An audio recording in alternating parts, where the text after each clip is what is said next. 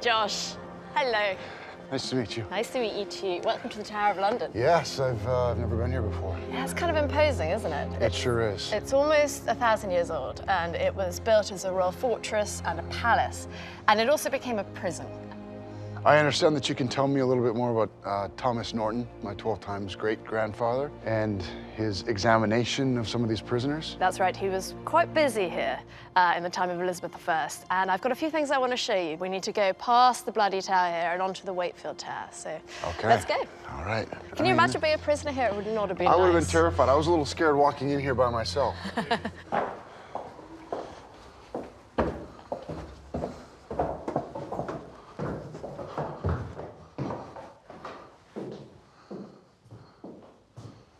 So this is an engraving put out by Catholics in Europe, and the purpose was to show the world what was happening in England.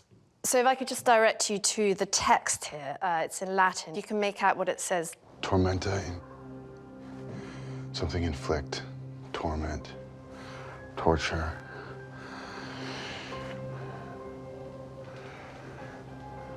Talk to me. It's Latin, the language of Catholic Europe. It means tortures inflicted in prison. Talk to me. It means tortures inflicted in prison.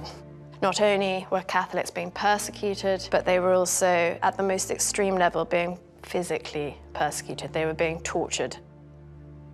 This is another illustration that might show more clearly how it worked.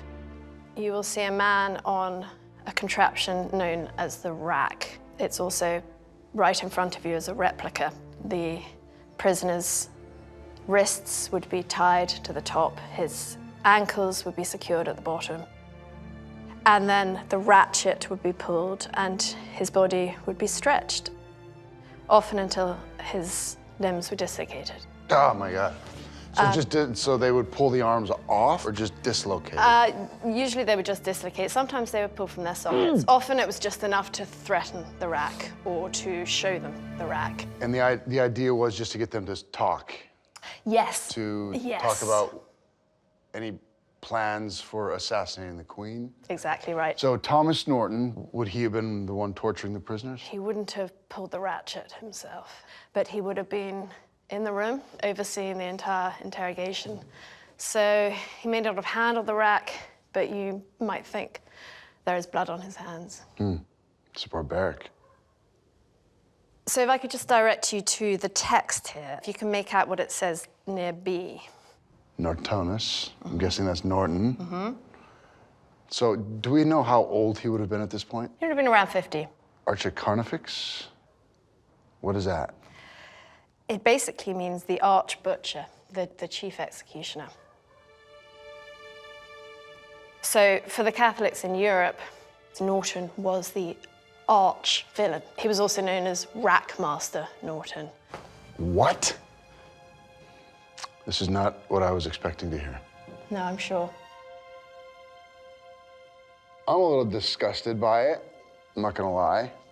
To know that my 12 times great-grandfather, Thomas Norton, became this devout to the Protestant religion to the point where he was torturing people to get information. I was hoping that he might be somebody who showed mercy, but man, I just don't understand. In his mind, it wasn't evil, but it's evil. I think in his mind it was necessary. He is fighting a holy war. This is how he sees it. But he was there. Yeah. Well, I've seen it. It's barbaric.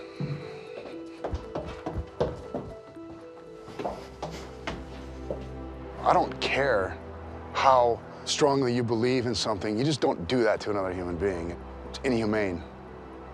I want to show you another letter.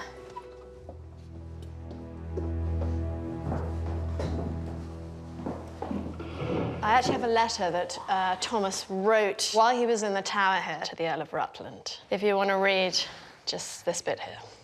1581, December 5th, the court Monsieur? Monsieur. Monsieur cause stands as it did in suspense.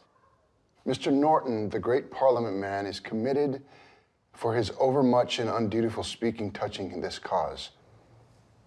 What does that mean? So Monsieur is Francois, the Duke of Anjou, and the cause was his potential marriage to Queen Elizabeth I. But the one problem was Anjou was Catholic, so Norton obviously wasn't happy about that. So Thomas Norton, he's not afraid to speak up against Monsieur. That's right. We don't know exactly what he said, but he clearly offended the Queen. He's committed.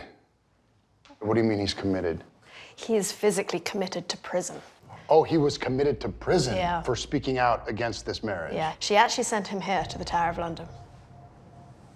Really? Wow.